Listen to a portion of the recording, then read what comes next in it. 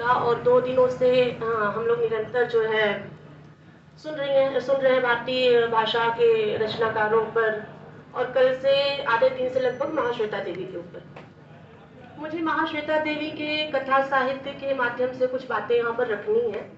और कथा साहित्य क्या मतलब उपन्यास, लेकिन हालांकि कुछ उनकी रचनाएं हैं जिनको कहा तो उपन्यास गया है, लेकिन वो उपन्यास नहीं, लंबी कहानी के तौर पर है, या हम उनको लघु उपन्यास या उपन्यासिका कह सकते हैं। और अभी इसके पीछे वाले सत्र में विनोद सर ने शिल्प पर काफी बात की, और शिल्प और जो कंटेंट है उसका जो संबंध है उसको भी रखने की कोशिश की। और निश्चित तौर पे मैं उनकी इस बात से सहमत हूँ कि चोटी मुंडा और उसका तीर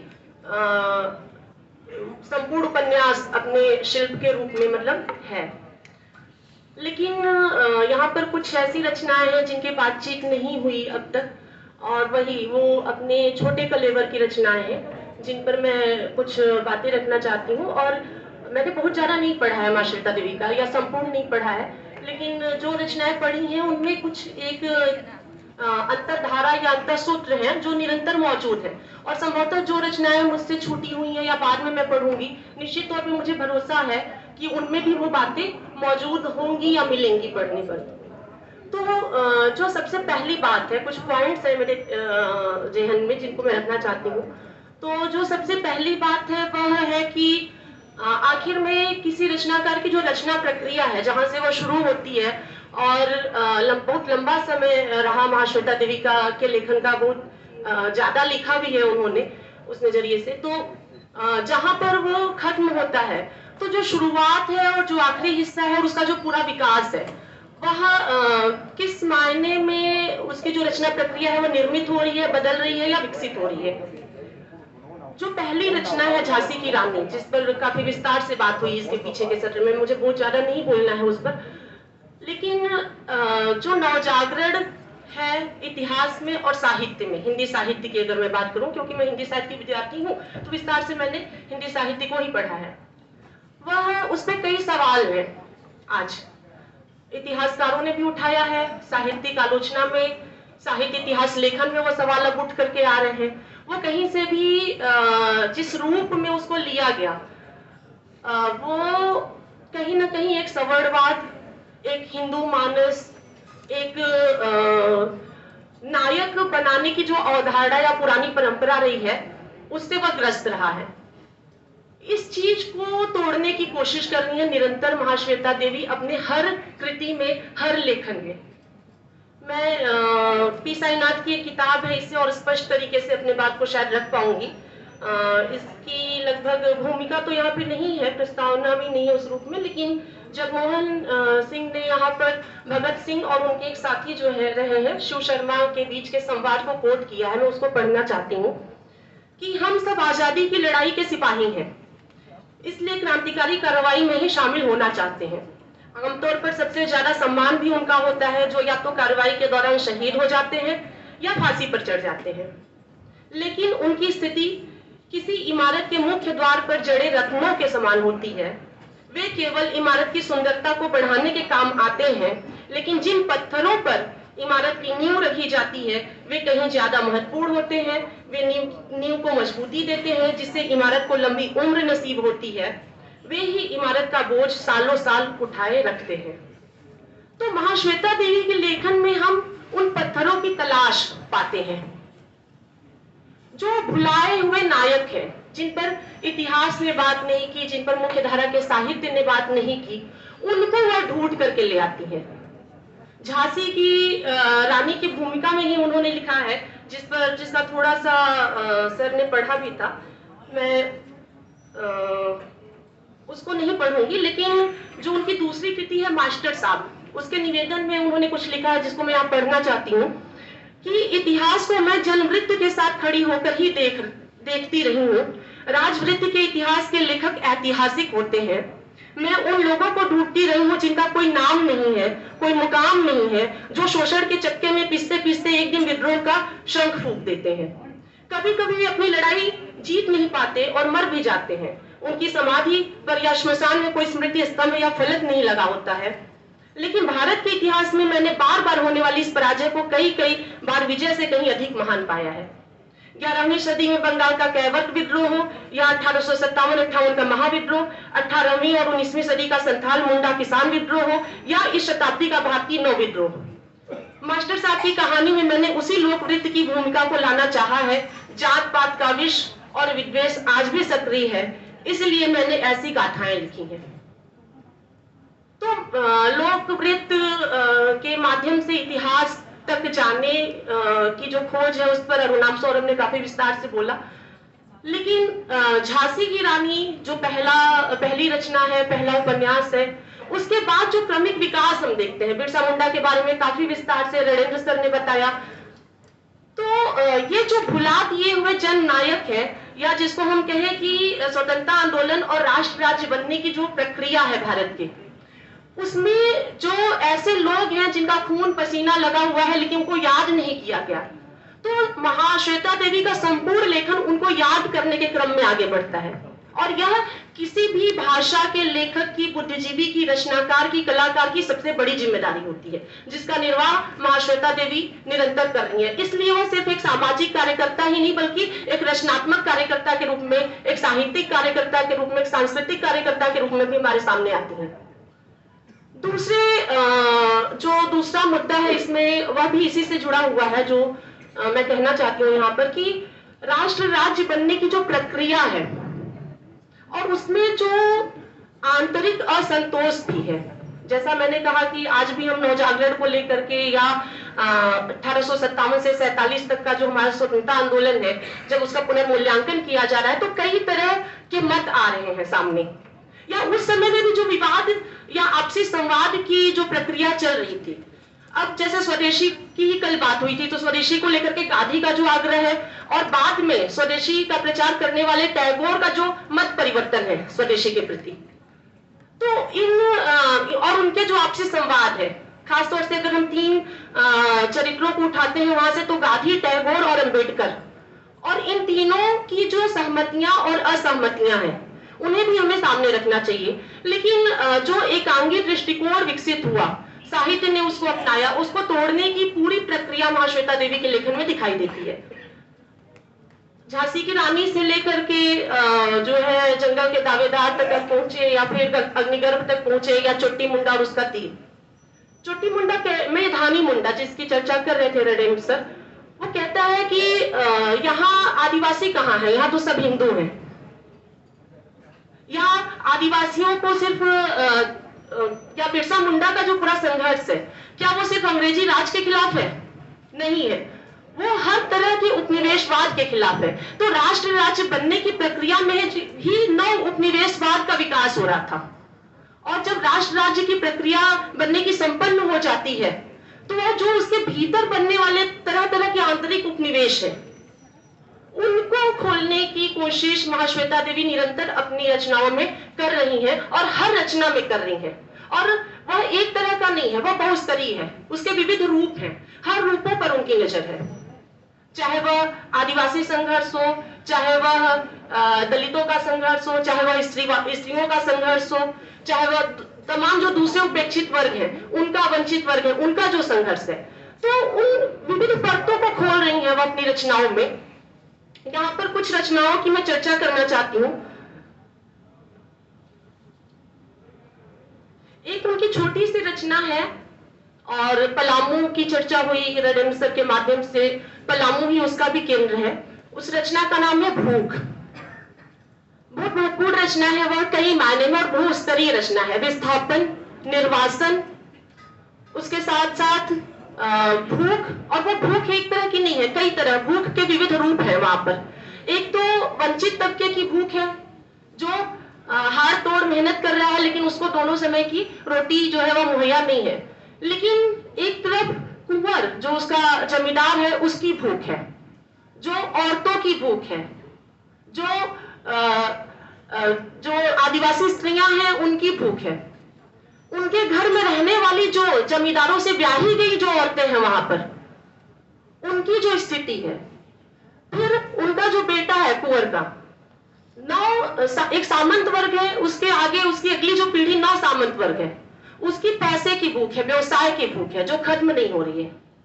तो एक ही उपन्यास में तमाम तरह की बहुस्तरीयता को जो वो लेकर के आती है, और तरह तरह के उपनिवेश हैं, घर से लेकर के बाहर तक। पलामू एक ऐसी जगह है, बहुत मजेदार इस मायने में ये रचना है कि इसकी जो शुरुआत होती है उसमें एक स्त्री चरित्र है कुनारी भुइन, जिसकी हत्या जमींदार ने कर दी है।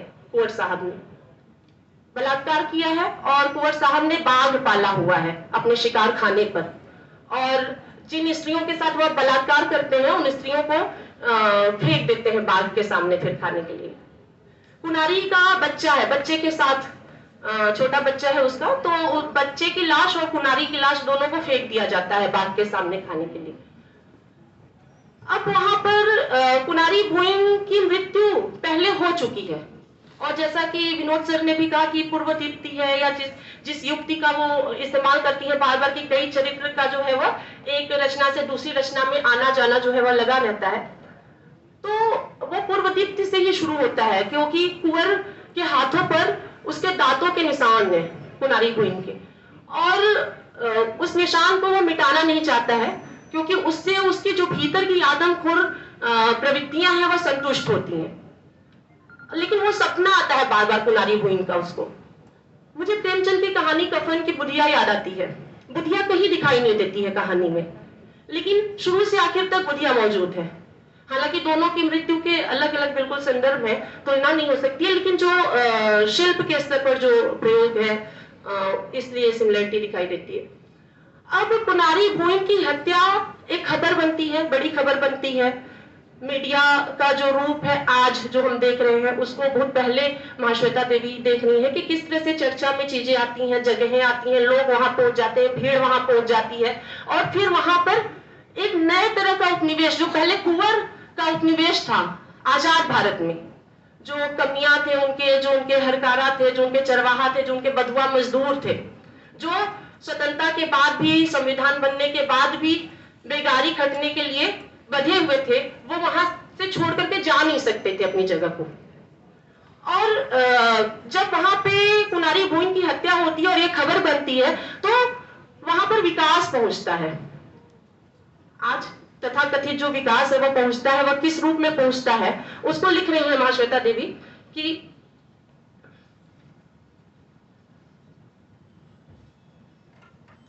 उस जगह का नाम है लारातू, उपन्यास में पलामू में है वो। लारातू अब तक अंधकार में लिपटे पलामू में भी अपने गहनतम अंधेरे में छिपा हुआ था। पहले कुनारी भुइन की हत्या को लेकर शोर शराबा हुआ, अखबारों में रिपोर्ट छपी, सर्चलाइट का निशाना लारातू की ओर घूम गया। सड़क निर्माण द्वारा बाहर से लारातू का संबंध स्थापित होने से लारातू अपने प्रागैतिहासिक समय से निकलकर बर्बर हिंस समय में प्रवेश करेगा।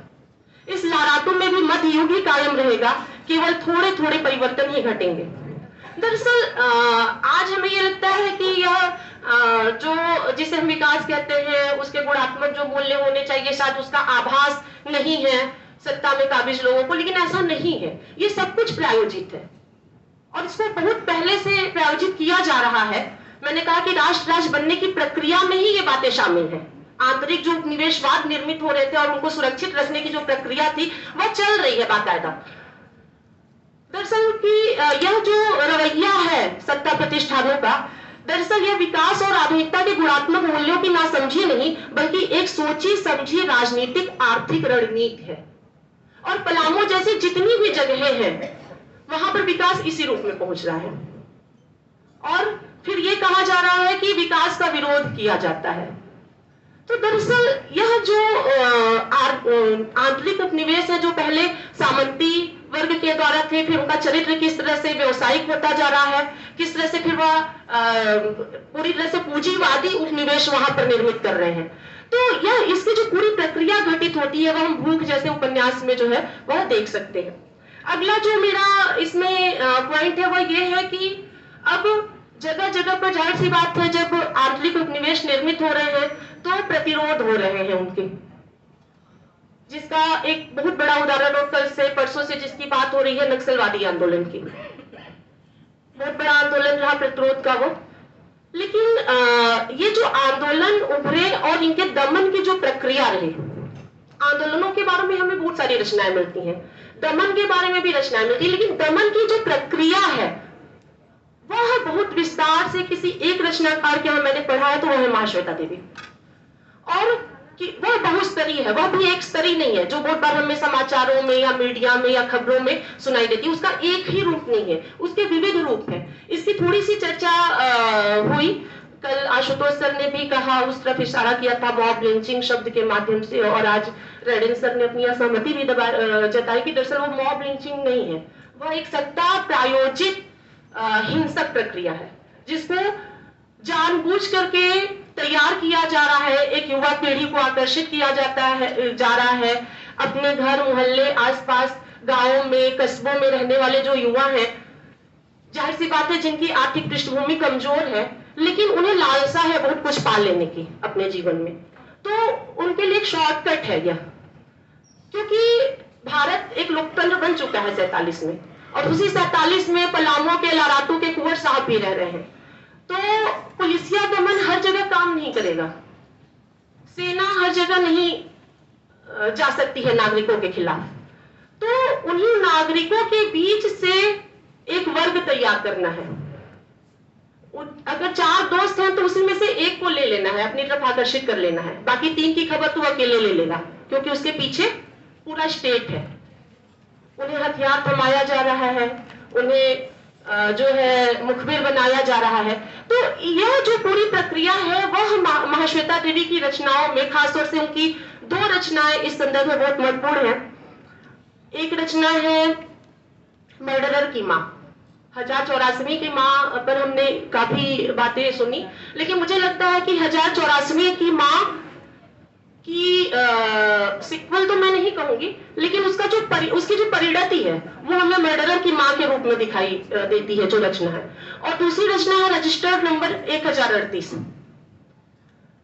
ये दोनों रचनाएं दरअसल जो युवा पीढ़ी है वह किस तरह से सत्ता प्रतिष्ठानों द्वारा, राज्य द्वारा प्रायोजित हिंसा के लिए इस्तेमाल की जा रही है, और जो उससे सहमत नहीं है उनको कोई न कोई आरोप लगा करके खत्म कर दिया जा रहा है, मार दिया जा रहा है, अलग कर दिया जा रहा है, निर्वासन में भेज दिया जा रहा है, विस्थापित कर दिया जा रहा है। इस पूरी प्रक्रिया पर जो आज हमें दिखाई दे रहा है बड़े पैमाने पर, हालांकि मैं भी उसको मॉब लिंचिंग शब्द से मैं भी पूरी तरह से सहमत नहीं हूं, लेकिन मास्टर साहब की जब हत्या होती है तो वहां पर जो उसकी पत्नी का चरित्र है भौजी उसको कहा जा रहा है, वो कह रही है कि मुझे तब दुख नहीं होता अगर पुलिस मारती, मुझे सबसे ज्यादा दुख है कि अपने लोगों के द्वारा ही मारे गए। तो ये जो अपने नागरिकों के द्वारा ही, अपने नागरिकों का जो दमन है, जो हत्याएं हैं, जो हिंसा है, और हिंसा का जो संस्थानीकरण की प्रक्रिया 70-60 के बाद से या 70 में शुरू हो चुकी थी, 70 के दशक में, उसको बहुत विस्तार से महाश्वेता देवी अपनी रचना में उठा रही हैं। मुझे याद आता है कि जब आशीष सर की क्लास में हम पटकथा पढ़ रहे थे तो ऐसा कुछ संकेत उस समय हुआ था, लेकिन हिंदी की किसी रचना ने इस बात को नहीं खोला था। संभव है कि इसका जो पूरा आधार है वो बंगाल या झारखंड आज का, या छत्तीसगढ़ या उड़ीसा, वो जो इलाके हैं वह है, इसलिए हिंदी साहित्य में यह उस रूप में नहीं आया, या हिंदी की जो समकालीन रचनाएं हैं। लेकिन महाश्वेता देवी को पढ़ते हुए यह परत दर परत जो है वह खुलता जाता है कि किस तरह से राजनीति को हिंसक राजनीति में बदला जा रहा है। जो पहले क्या होता था कि जो जितना सात्विक विचार वाला है वह लीडर होता था, वह नेता होता था, जनता का भरोसा जीतता था। लेकिन अब क्या है, जो जितना बड़ा बाहुबली है उसके पास उतना बड़ा वोट बैंक है। आखिर में यह जनमत परिवर्तन हुआ तो कैसे हुआ, और यह राष्ट्रीय स्तर पर हो चुका है, अंतरराष्ट्रीय स्तर पर हो रहा है। तो इसको महाश्वेता देवी रेखांकित करती हैं अपनी रचनाओं में, जो हिंसा का राजनीतिक संस्थानीकरण है और उसकी पूरी प्रक्रिया। इसमें इसी से ही जुड़ी हुई जो बात है अगली, वह है पूंजीवादी हिंसा और उसकी क्रूरता का विकास। क्योंकि जाहिर सी बात है, जिन लोगों को आकर्षित किया जा रहा है इसके लिए, उसके लिए पूंजी की जरूरत है, पूंजी चाहिए। और बहुत महत्वपूर्ण एक छोटी सी रचना है महाश्वेता देवी की, एक और विभाजन। क्योंकि भारत जो महादेश है वह तो धर्म के आधार पर बटा ही हुआ है, जाति के आधार पर बटा हुआ है, वर्ण के आधार पर बटा हुआ है, लैंगिक भेदभाव बहुत है। लेकिन सबसे जो नया विभाजन है वह है अमीरी और गरीबी का। कि जहां अमीर रहेंगे, जैसे पहले क्या होता था कि जहां सवर्ण रहेंगे वहां जो है वह दलित नहीं रह सकते, उनको गांव के बाहर अछूत है, अस्पृश्य है, बसा दो। हिंदुओं और मुसलमानों के मोहल्ले अलग अलग है। नया विभाजन जो शुरू हुआ और उदारीकरण के बाद इसमें बहुत तेजी आई, वह है कि अमीरों के मोहल्ले अलग हैं और गरीबों के मोहल्ले अलग हैं। यह विभाजन संभवतः पुराने शहरों में नहीं था, क्योंकि अब जो 1 करोड़ का फ्लैट खरीद सकता है वही उस मल्टी स्टोरी अच्छी सोसाइटी में रह सकता है, और किसी भी मल्टी स्टोरी अच्छी सोसाइटी के बगल में जो है वह कोई झुग्गी झोपड़ी नहीं रहनी चाहिए। तो यह जो दंश है, यह जो विभाजन है नए तरह का, और इसकी जो प्रक्रिया है वह भी बहुत महत्वपूर्ण पहलू है महाश्वेता देवी के लेखन की, और इसको पढ़ा जाना चाहिए क्योंकि 90 के पहले महाश्वेता देवी लिख रही हैं इस प्रक्रिया के बारे में। और मैं एक कोटेशन इसमें देना चाहती हूँ, वही रजिस्टर्ड नंबर 1038 से।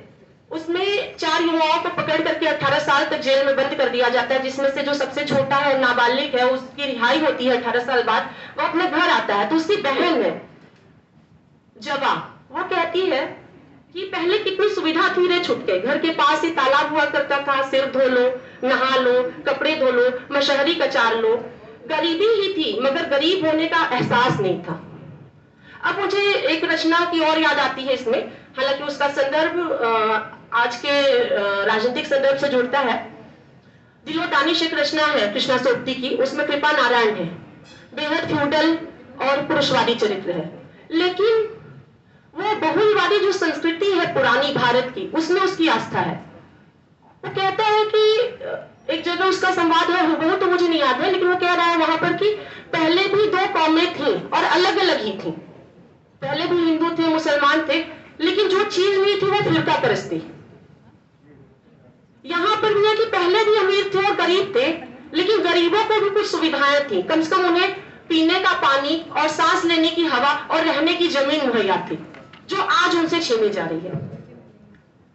इसी क्रम में जो अगला बिंदु है जिस पर काफी गहमा मतलब गर्मा गर्म परिचर्चा हो चुकी है, वह है महाश्वेता देवी। में खत्म कर रही हूँ बस 5 मिनट में। महाश्वेता देवी के रचनाओं के स्त्री पाठ को लेकर के, जिस पर मैं बस कुछ बात कहना चाहती हूँ अपना, जहां तक मैंने समझा है। दरअसल महाश्वेता देवी के यहाँ जो प्रक्रिया है रचना की, जो रचनाएं हैं, जो उनका विस्तार है, तो कई बार होता है कि जो बड़ा रचनाकार होता है उसके यहाँ बहुत सारी सरणियां होती हैं, वह एक रेखीय नहीं होता है, वह बहुस्तरीय होता है, और अपनी रुचि के अनुसार हम अपनी कुछ सरणी का चुनाव वहां पे कर लेते हैं और हमें लगता है कि नहीं यहीं से सारी चीजें संचालित हो रही हैं। दरअसल ऐसा होता नहीं है। लेकिन महाश्वेता देवी के यहाँ इसलिए आप जब स्त्रीवादी नजरिए से पढ़िए तो लगता है कि सब कुछ उन्होंने स्त्रियों के लिए लिखा है, आदिवासी नजरिए से पढ़िए तो लगता है सब कुछ उन्हीं के लिए लिखा है, राजनीतिक नजरिए से या फिर पूंजीवाद के प्रसार के नजरिए से पढ़िए तो लगता है सब। लेकिन वही मैंने कहा कि हम अपनी सरणी का चुनाव करते हैं। दरअसल विस्तार उनके यहाँ बहुत व्यापक है, लेकिन जो आखिरी बात है महाश्वेता देवी के यहाँ, जो लगभग हर रचना में मौजूद है या अंतर्बद्ध है, वह यह है कि उनको आखिरी जो भरोसा है कि इस संघर्ष को में प्रतिरोध जो आखिरी स्तर तक बना रहेगा जहां पर, वह है स्त्रियां। और उनके यहाँ स्त्रियों का व्यक्तित्वांतरण होता है। 1084 की मां वही नहीं है, रति की मां का व्यक्तित्वांतरण हो रहा है। मर्डरर की मां बहुत महत्वपूर्ण मुझे लगता है एक हिस्सा उसका, वह बहुत सामान्य महिला है, आया का काम करती है, और अपने बेटे का जो उसका काम है उसकी वजह से वो खुद को जो है सामाजिक रूप से बहुत दबा हुआ महसूस करती है, सिर झुका करके ही चलती है। लेकिन जहां पर तपन उसके बेटे का नाम है, जहां पर तपन की हत्या हो जाती है, क्योंकि जाहिर सी बात है जिससे काम लिया जा रहा है, जिससे तमाम तरह की हिंसक गतिविधियां करवाई जा रही हैं, उन्हें जीवित नहीं छोड़ा जाता है, क्योंकि अंततः फिर वो भी आपके सामने खड़े हो जाते हैं, उनका कद धीरे धीरे बढ़ने लगता है, वो आपकी जगह लेने लगते हैं, तो उनको भी खत्म करवाना जरूरी है। वो कह रही है एक जगह पर, उसका भी व्यक्तित्वांतरण हो रहा है, वो कह रही है कि मेरे बेटे के हाथ में छुरा थमाया भवानी बाबू ने, ये लोग मर गए, तपन भी मर गया, लेकिन वे लोग और मर्डरर ले आएंगे, जो खून करता है वह जरूर मुजरिम है। मेरे बेटे ने आज जो खून किया वह एक वेश्याओं की मंडी है, वहां पर किसी को बचाने के लिए कह रही कि इस टाउन में चिरकाल समय से झुकाए जीती रही, लेकिन आज के लिए मुझे कोई लज्जा, कोई शर्मिंदगी नहीं है। लेकिन दरोगा बाबू जो लोग मर्डर कराते हैं वे लोग तो खुले ही छूट गए, आजाद ही रहे, यह कैसा फैसला है? तपन क्या अकेला ही मर्डरर है? भवानी बाबू क्या है। तो भवानी बाबू भी जो सवाल खड़ा करने वाली महिलाएं हैं, अब चाहे वह द्रौपदी का चरित्र हो, चाहे वह मैंने कहा कि कुनारी भूमि जिसकी हत्या हो चुकी है, लेकिन वह सूत्र है वहां पर पहुंचने की लारातों में, और वहां से प्रतिरोध या नागेसियाओं का जो बधुआ मजदूर है कुंवर के वहां विस्थापन होता है। तो कुंवारी भूमि कहीं ना कहीं उस विस्थापन के केंद्र में मौजूद है, जो यह साहस कर पाते हैं कि हम वहां से बाहर निकले लारातू से। या फिर मर्डरर की मां का जो यह हिस्सा मैंने पढ़ा, या फिर सुजाता का जो चरित्र। तो अंततः भरोसा है वह स्त्रियां जो सामान्य पृष्ठभूमि से आने वाली स्त्रियां हैं, वही इस प्रतिरोध को आगे ले जाएंगी, वही इसे बढ़ाएंगी। और एक और चीज बहुत साफ वो कर देती हैं कि इसके लिए बहुत जरूरी है कि अपने सीमित दायरे से बाहर निकलना। सुजाता यूं ही नहीं जाती है उस बस्ती में जहां जाना वर्जित है, या जहां उस मोहल्ले की या घरों की औरतें नहीं जाती हैं। तो इस वर्जना को तोड़ने वाली जो औरतें हैं, वही इस प्रतिरोध को, इस जन आंदोलनों को लीड कर सकती हैं, वही आगे ले जा सकती हैं। या आखिरी भरोसा अगर किसी पर महाश्वेता देवी अपने संपूर्ण लेखन में जताती हैं तो वह स्त्रियां हैं। इस रूप में इसका हिस्ट्री पार्ट करे या कुछ भी करे, लेकिन यह है कि अंतिम जो विश्वास है उन्हें, वह स्त्रियों पर है। लेकिन वह स्त्रियां विशिष्ट औरतें नहीं है तथाकथित, वह आज की मध्यवर्गीय सुविधा भोगी या हमारे जैसी स्त्रियां नहीं है, मैं कहूं तो सही मायने में। तो जो अपने सीमित दायरे को तोड़ने वाली है, वर्जनाओं को तोड़ने वाली है, वही स्त्रियां इन बातों को आगे ले जाएंगी। इन्हीं बातों के साथ मैं अपनी बात को खत्म करती हूँ। बहुत बहुत धन्यवाद आप लोगों का।